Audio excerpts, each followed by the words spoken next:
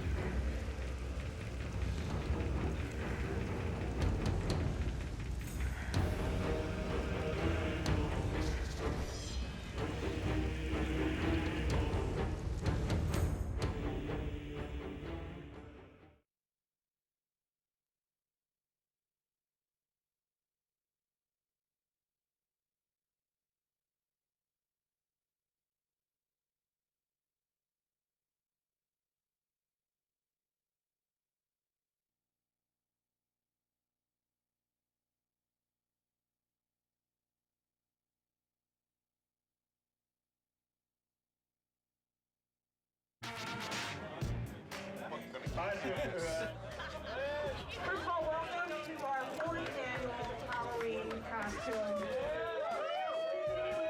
Beer drinking and brat eating and fun. It's going to be great. I'm very happy with the way God of War 2 came out. Provided we hit our mark, I was pretty confident that our sales would be better than God of War 1, but I was rather skeptical that our reviews would be. God of War 2, I think at the end of the day, probably equaled, if not slightly exceeded the first, which I was not expecting, and it was quite satisfying. I can't believe I'm fucking doing this. I deserve this one then. This is the final chapter. So I think big goals for me are to finish this off in such a grand, epic fashion, something that is truly befitting of what we've done, what we've set up in 1 and 2. All right, this is for a revenge story.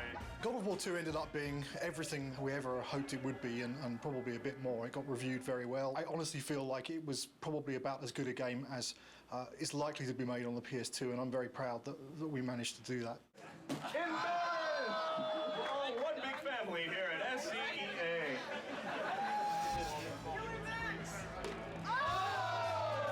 Once you start something, you gotta finish it. So that's the way I look at things. God of War 3 is gonna be the conclusion to the story. My hope is to make the best effects I can on the last one.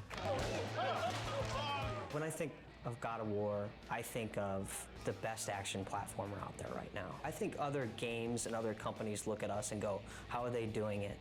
How can we make it like them? And that's rad, because I've totally been at the company where we looked at that game and went, man, how do we do that, you know? My main hope is that it escapes the destiny of sequels as well as God of War 2 has escaped the destiny of sequels. I'm gonna be satisfied if we tie it all up and we can kind of close the book. We're past the stage of figuring out what we want to do. We're now in the early phases of sorting out the how we're going to do it.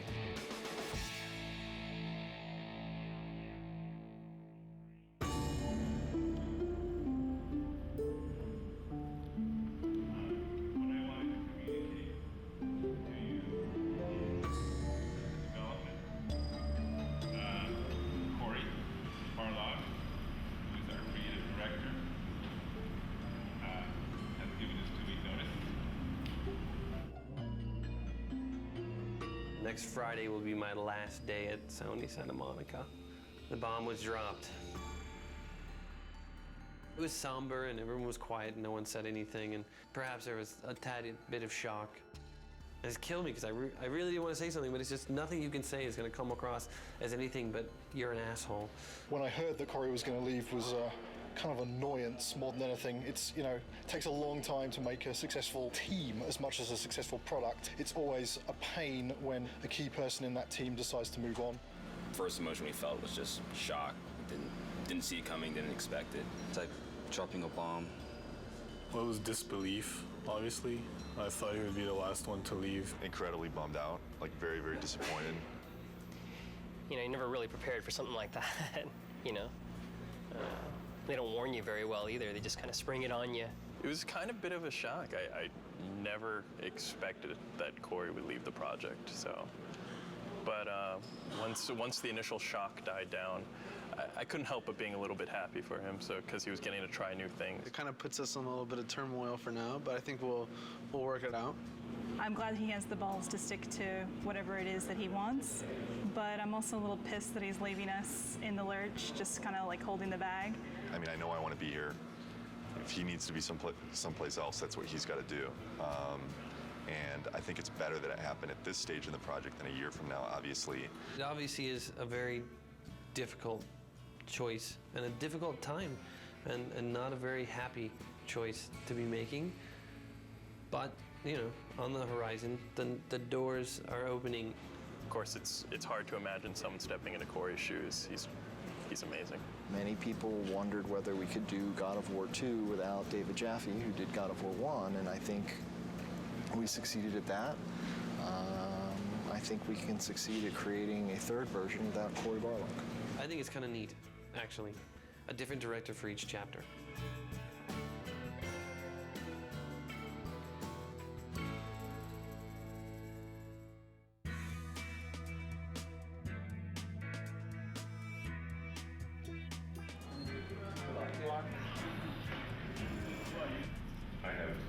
chosen Stig Asmussen to take the helm. When I became director, there was a very warm response from the team. I got a lot of tons of support, and I mean, so far everybody's been super cool. I look back on how Corey handled things and how Dave handled things, and I draw inspiration. I think the most important thing that I got from both of those guys is the fact that they were themselves. I'm super excited about this. You know, this team kicks ass, you know, and it's said a lot, but this type of situation, the kind of garbage that we've been going through in the last month, as far as I'm concerned, this team's second to none. But Stig is fucking amazing. Stig's a pretty good leader, I think mostly because you're probably afraid of him when you first meet him. The entire team really respects him. Everybody communicates well with him, and he's not unfair with any of his decision makings. From my perspective, he is much more easier to work with. He is much more structured and engineer friendly. One of my strengths is to try to lead by example. Hopefully that filters through to the rest of the team and they're able to approach their tasks with total excellence. All those leads from the last game, those key people, they're in place. And that's really where the personality of the studio comes from. That's where the drive of the team comes from, wanting to critique every element and make everything that's in the game the best that it can be. It really is driven from the leads and from the culture of this studio, and that has not changed, even through the turnover. So working on the PS3 is very challenging. It's a lot of new technology and a lot of new techniques are required to make a game on the PS3, which means that we have to learn some completely new techniques for writing our game code. It's also a completely new graphics processor, so we have to learn about those graphics techniques and work out how we expose them to the artist in order to make the best possible art and give the game the look that the art team is interested in. We have a similar set of problems working with the designers. People's expectations for games on the PS3 are much higher. They want to see, you know, more enemies and more complicated effects and, you know, more ragdoll physics on the characters and, you know, realistic looking reactions when you hit people. So yeah, there's a tremendous amount of challenge working on the PS3. God of War 2, the team was able to throw so many things into the game and get things up and running and finding out, is that fun or not? The hard transition for God of War 3 is getting all that to work again because we have so much new technology that has to be built. You know what I'm saying?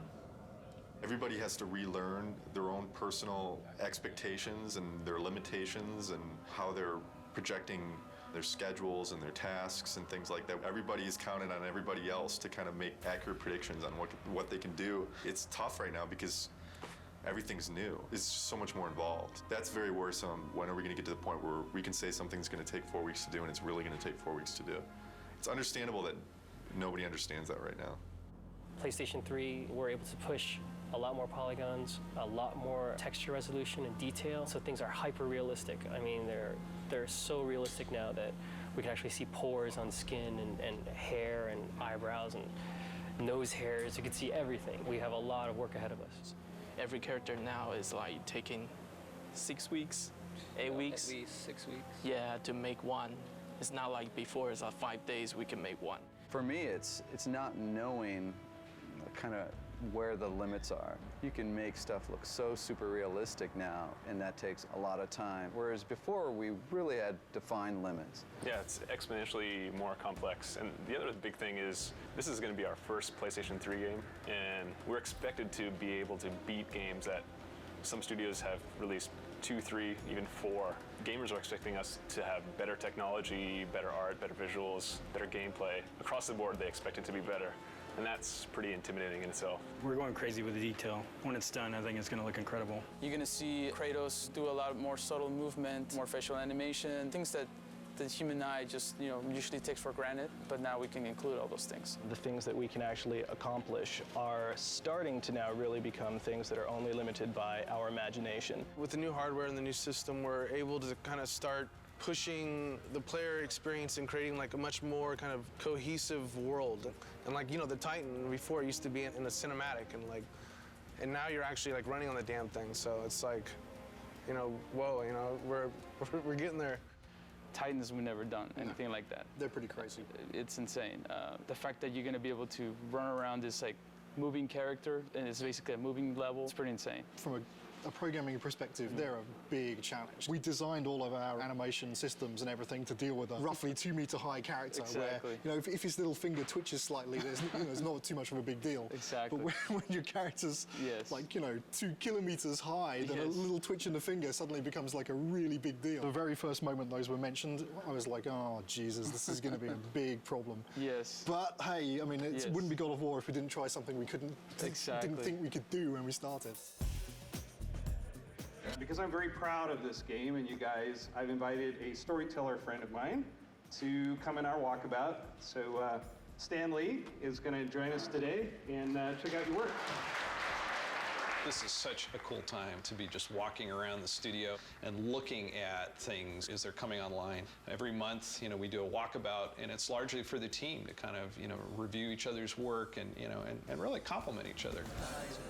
It's a big studio now, there's like 80 people here, and really it's impossible to keep on top of everything that any given part of the group has been working on. It's an opportunity for everyone to see what cool stuff has been going on in the studio. It's a good way of making everyone realize that they're part of a big machine at this point. Plus, everything looks better after you had a couple beers.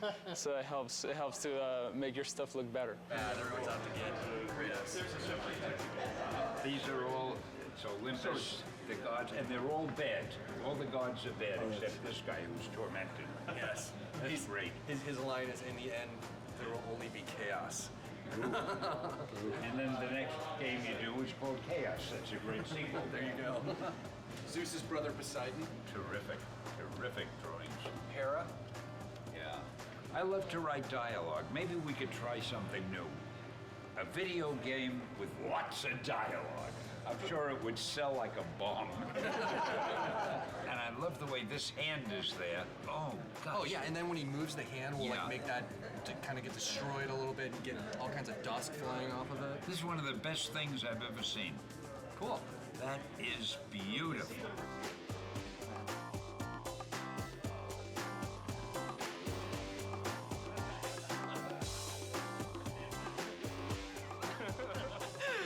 The last thing Corey did before he left. Okay, so long, fellas. We're just giving each other props here. Yeah. Cheers. There's no such thing as a bad walkabout because, beer at work. And also, Stanley rules!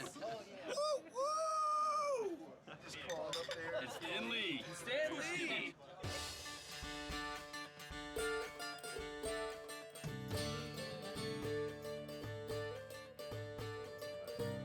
I'm fine with it as long as we make it seem like it's in-game as much as possible. I'm still learning every single day, and I imagine that process won't ever end. And there's so many things that you can learn from every individual on this team. Stig is kind of man of the team, very easygoing, very casual, but he's also extremely intelligent, very thoughtful. I think the thing that's been successful for him is that people just want to help him out. They just want to make a good game. Stig just keeps pushing along. He's got 2 brand new twins at home, and yeah, it just keeps on He's got this other baby, this big baby on his back right now, so he's doing great. Since last Halloween, we made a lot of progress. We've got the story of the game done. We've got the whole design direction completed. 3 months from now, we're going to be doing our press event. Everyone gets to go home early! The first couple times when Stig addressed the team, it was so clear how nervous he was. He would kind of stumble on his words, and he'd literally, turn red, like a stoplight. It was really kind of endearing. But then to watch him sort of evolve, and honestly, I think I was a little bit concerned that, our game director is our public face. And we actually gave him, some media training. And Stig actually asking people, he says, honestly, I don't want to think about all this stuff. I just want to be myself. Is that okay? And they said, you know what? Absolutely. That looks good. Oh, wow. That's how tall Kratos is. He's probably closer to the size of this guy. Will is our stand-in Kratos when Kratos isn't here. I'm about as close as you can get. We picked the venue and the location for the spot, and we brought all the media here. We have something like 60 people here from the media. I can't wait for them to see the actual gameplay. These guys are going to be thrilled. Love Kratos. Kratos is hot. Be nice to see if he ends up a god or destroying Olympus. I do love the violence as well. You know, the women are very beautiful in the game as well. I can't wait to see what new characters they've brought to us, what new enemies, and I'm really excited. I also want the sizzle, you know? Maybe we can just focus it in a little bit more. We can play with that a little bit. Yeah. The development team has worked so hard on this project, so it's really fun to see when all their hard work comes to fruition. I'm going to get through the first couple slides up here, and then I'm going to start to walk around. Nobody has seen the gameplay outside of our studio, so this is going to be the first time. I want to get this over with. I'm nervous, but I'm also excited about this. I think we've got something really cool to show. I'm looking forward to seeing people's reactions. Can we play it? This is our first big kind of press thing. There's definitely some nerves with that. Anxious. I'm definitely anxious. The best thing that could happen today is people think it's awesome. You know, it totally kicks ass. The worst thing that could happen today is that people just flat out think it sucks. I don't think that's going to happen, but you never know with these media people.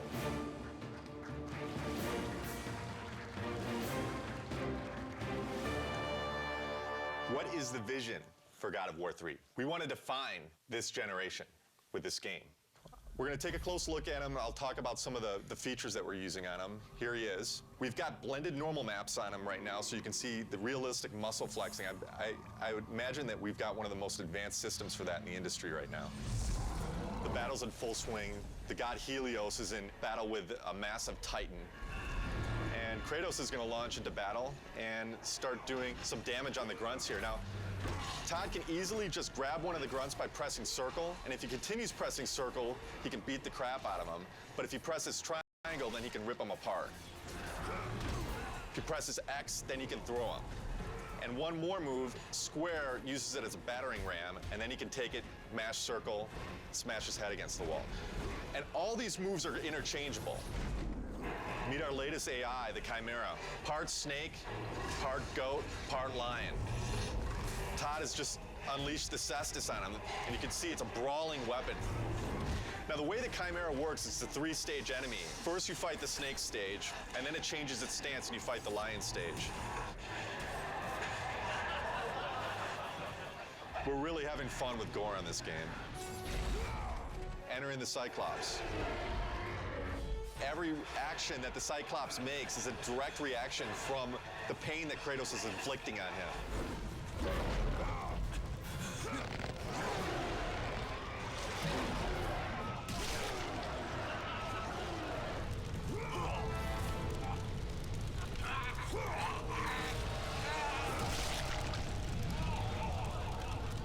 Well, that's our newest upgrade, the Helios Head. It can be used to reveal secrets. Todd has now found the door of Eos. Another thing the Helios Head can be used as is a lantern in darkened areas. This is our newest form of travel in God of War, Icarus Ascension. Todd now has full flight controls over Kratos and basically dodging gameplay.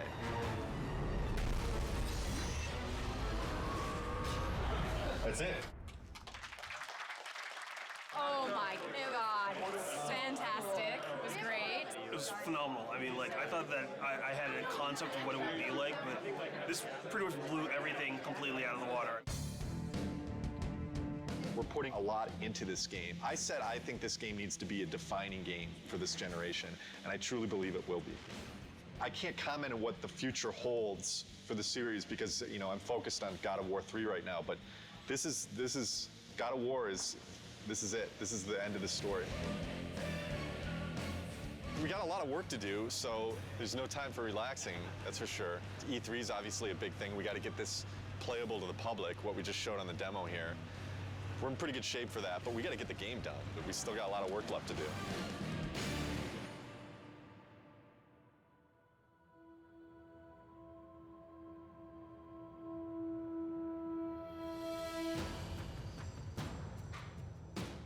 Right now for E3, pretty nervous about it. Nervous, I mean, think nervous isn't a bad thing. You know, you should be nervous. Your nerves should be on edge or else you're not going to get the thing done right. It's kind of ironic that most people would have been happy with the reaction for the press demo, and we were kind of like, We could have done better. We've undertaken to basically change the rendering path between February and E3 to make it look much prettier and much more next-gen. We have this amazing capacity to never know when to stop. Hopefully it'll all come together. I think it will. It's looking very nice. We definitely know how to pressure ourselves. This team sets the bar really high. We could settle for a lot less and probably be a lot closer to being done, but with this group, they're That'd be never way too satisfied. easy. Yeah. We never do things the easy way. Personally, I'm worried, but then I think it's good that I'm worried because that forces me to actually get this shit done. Good. There's definitely pressure, self-created pressure, and then pressure from other departments just to get everything done. We're all just trying to do our best. I think the most pressure we get is from ourselves. Every team is always looking at the other team's work and commenting and critiquing. So we're really pushing each other the most, I think. It's a lot of back and forth.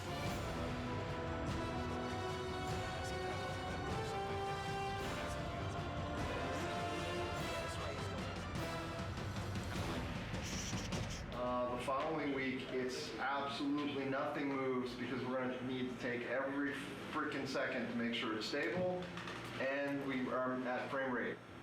So, stay with that. You want to just... The dead soldiers on the ground aren't in the poses. Nope, and they don't have blood streaks and stuff in here. Tyler's doing blood streaks. Alright, so we need a book over here then. The inactive mode would look like kind of like it does right now with the book shut. The active mode, the book would open up and it would have like a glow around it. We have to open and close the book. Yeah, there's a book for it. We should have known that when we built it, because we didn't build it to open and close. Wait, you need the book to open and close? Yeah. There's no limit to good ideas, but there is a limit to how many of those good ideas that you can actually implement. And even if you make decisions and you make progress on things, it doesn't mean that you can get all those things done. We need to be able to tell people this thing is active now. Can we remove it for E3? Are you serious? No, I'm not. I mean, there's a lot of other shit here to get done besides getting a book to have in an active states.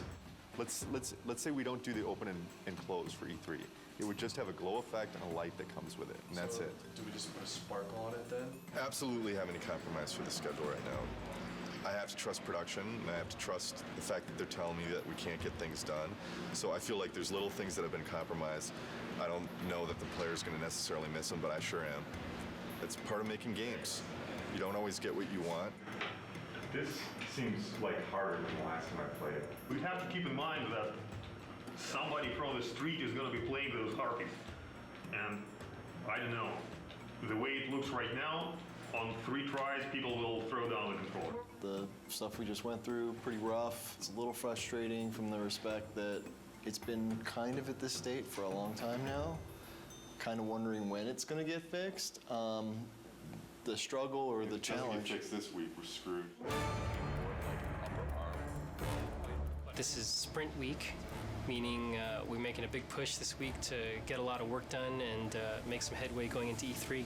As far as crunch goes, we're not going to call it crunch anymore. We're going to call it a sprint, and then everything will be fine. So as long as we do that. Change the name, it'll all be fine. Tonight's the first night of crunch. Yeah. Yeah, so... We don't like the euphemism Yeah. sprint. Fuck. I hate crunch. It sucks.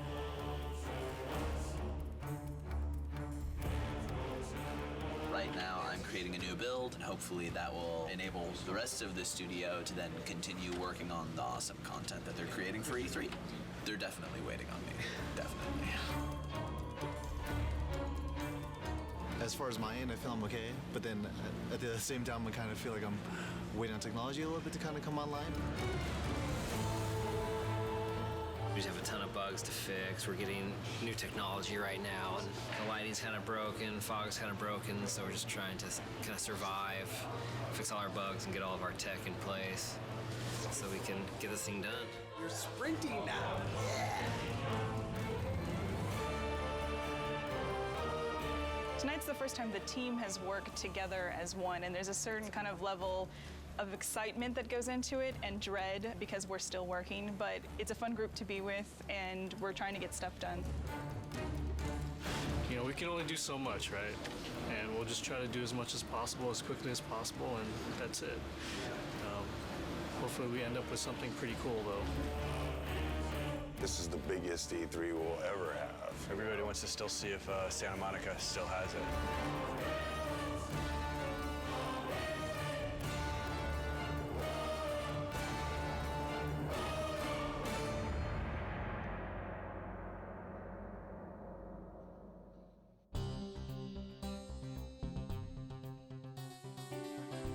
Last 2 weeks have been very, very intense. I actually got here this morning a half hour before the shrine actually opened to deliver live code for what we're playing this morning. I didn't have that code until yesterday afternoon. The Sony press conference is their big moment, 2 hours to like show all the new stuff they have. And it's going to be broadcast on live TV and web. And we're going to end the show with God of War 3. Anytime that you go first or last, if you open the show or close the show, it's an honor. I guess we're happy that Sony seems so committed to our game. It's nice that all of our hard work over the last 7 years, really, because that's how long we've been working on the God of War series in total, is really getting the reception that it seems to be getting. We're real excited that we're closing the press conference. It's a great opportunity. It's a great way to end. We're going to be live on stage playing real live code, so nerves are definitely high. Like a lot of jitters. Stig's going to be talking and I'm going to be playing on stage, so a little stressful. Got to take the edge off a little bit. Headlining scares the shit out of me. I've never done something this big, standing in front of 2,000 people or however many it is. This is one of the most eagerly anticipated games of this generation.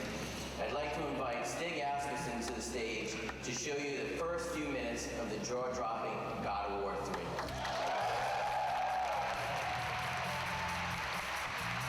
We at Sony Santa Monica Studios are excited to be able to present this live demo of God of War 3. God of War 3 is the final chapter in our fantasy trilogy, based on the dark side of Greek mythology. Now our design director, Todd Happy, will take point on the controls, and we'll get into our demo.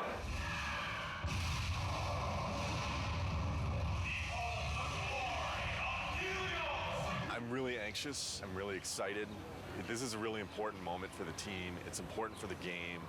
I hope that we make the impression that we always strive for.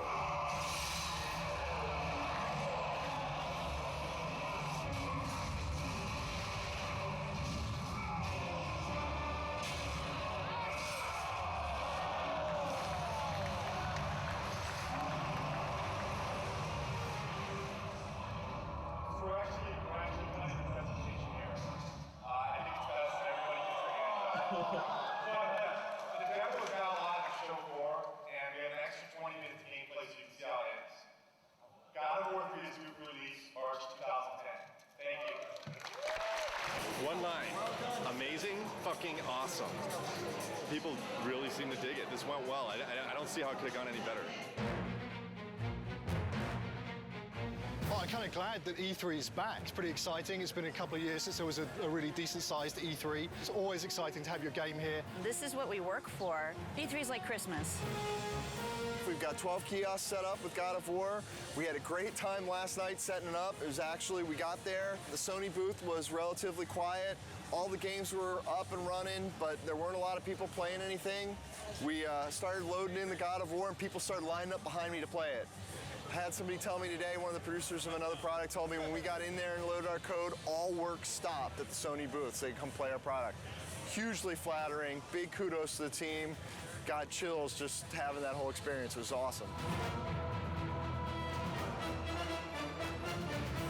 It was excellent. It was, disgusting and exciting all at the same time.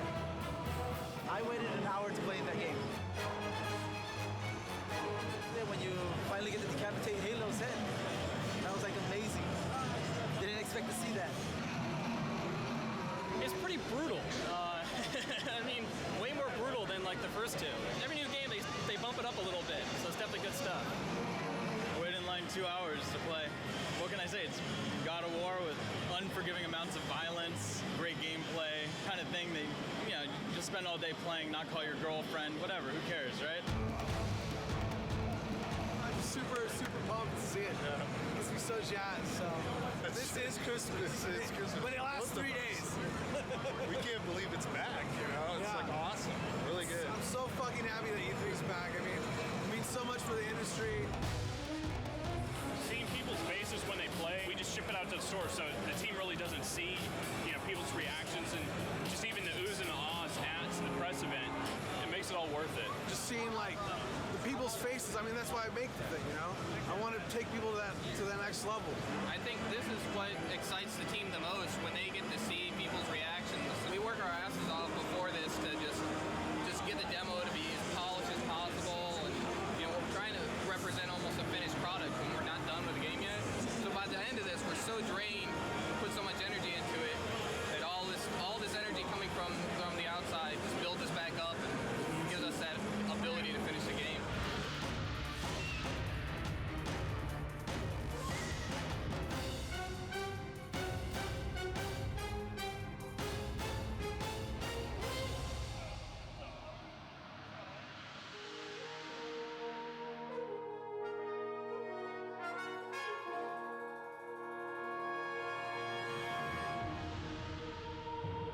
E3s was a huge milestone for us. A lot of publicity, a lot of great feedback and great exposure. E3 was awesome. I have to say it went very well. Seeing all the fans and watching everybody play totally put us in a different mindset coming back from that. You really get locked up and don't really see people's reactions working on something for so long, and going and seeing people line up for your game, that's more than you could ever want, you know? It just kind of invigorates the whole team into coming back and working on something and wanting to put your heart into it and make it even better. I think we did a good job with it at E3.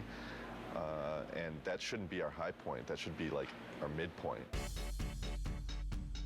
Alpha is when the whole game from start to finish needs to be in one bag. It can have placeholder assets, but you can fly basically through the whole game or walk through the whole game, and everything's represented in approximately the way that it will ship with. Yeah, so ideally by Alpha we shouldn't go, oh hey, we need that extra bad guy, or hey, we're gonna add a new boss. Which we've done on other games, so. But ideally on God of War 3, you know, Alpha will be, okay, all of our pieces are in. And then after Alpha becomes Beta, and Beta is basically art lock.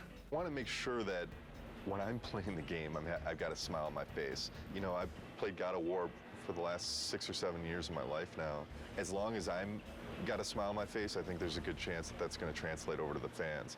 If you kind of take a look at this here, you can see this character that's the size of the Sears Tower, roughly. It's about 1,500 feet tall. It's a different kind of boss battle. Kronos is more than Gaia, is more fully alive, and you're more fighting on a character that's moving around. So this has been very tedious and challenging and time-consuming to put this together, but I think at the end it'll definitely be worth it, and people will feel like they're playing something they never played before. Kronos will actually thrust his hands forward and do a scrape and leave his fingers there, so that you can actually attack his fingernails. We'll have a breakable on the fingernail, and then the fingernail will bring up a circle prompt. You'll grab onto that and in the CS move, and then basically do a struggle and then rip it out, and it'll be kind of a gory, cool, memorable moment. We actually want to make this awesome. We want to make this gameplay super exciting. It's going to be everything people expect from what the Titan fight should be. What are the big tech issues, Chris, that you need support on? The only big tech issue we need support on at the moment is the issue with the collision. The more static you can get him, the more precision you will get in your CS move. The problem is that since it's a skin collision, the skin itself is not just a non-deformable object that you can rely on to not have change from one frame to the other. That's the biggest issue we can have. What we're doing hasn't really ever been done before, and so a lot of what we're running into are issues with trying to make it as exciting as possible, but working within the technical constraints that we have and in the time frame that we have. I would say that the rewrite of skin collision is turning into a very unrealistic proposition to get it finished before Alpha. Time is the biggest fun killer usually, is as far as developing. It's where you come up with the most exciting scenarios, but do we have the time to put it together? Fabrice and I will need to take a look at what is going on and what's fixable and what is not, and what we will have to design around. With Kronos, the whole is greater than the sum of its parts, and when you see it all together in the finished product with all the polish, I think it's going to be one of the most memorable experiences in gaming history. That's how I feel about it. I know it's going to be like that. The murderer of Gaia enters my tomb. Kronos! I know it was you who killed her, Spartan. Who else could?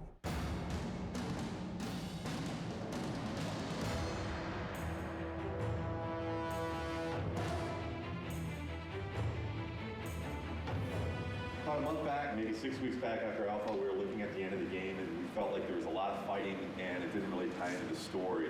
We had a couple brainstorming meetings and we came up with this idea that it would be really cool to go inside Kratos' head. Because that's where the struggle is really taking place. The story's really never done until the game ships. And we're always tweaking it and modifying it. But I really like working on the story. Kratos is going to have this emotional struggle inside of his head. And, really the object of this game is he has to realize that he has hope inside of him, the power of hope. And that's what he originally got when he opened up Pandora's box. He didn't get the evil things, he got the good things. And I think it's going to be a really, really fitting end to the trilogy. Keep in mind, we're very close to beta here, and this is the big stretch. And we really, really, really got to be zipping things up. Let's do it. That's all I got. That's all I got.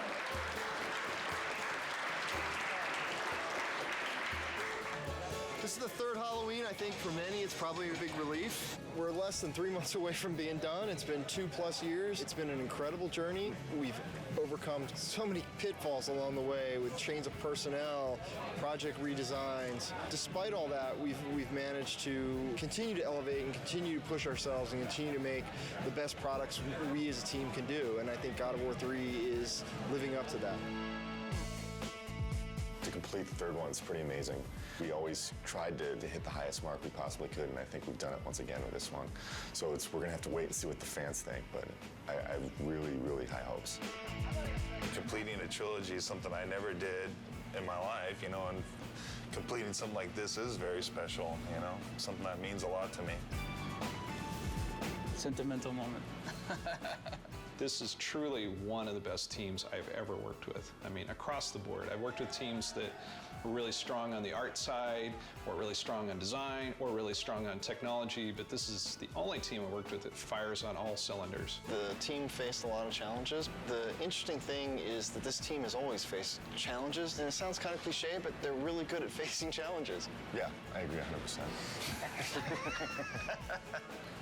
You know, I mean, we've discussed a lot. Obviously, we've gone through a lot of different changes, and the team always, I mean, you can put it any better, but they always rise to the challenge. We really sat down and focused what we wanted to, make good. And whatever wasn't working, we just kind of threw out the door and said, this is what we want, and that's what everybody focused on and made good. Fans are going to be blown away. We're still getting surprised as far as how good things look. The game's awesome. It's gonna be good.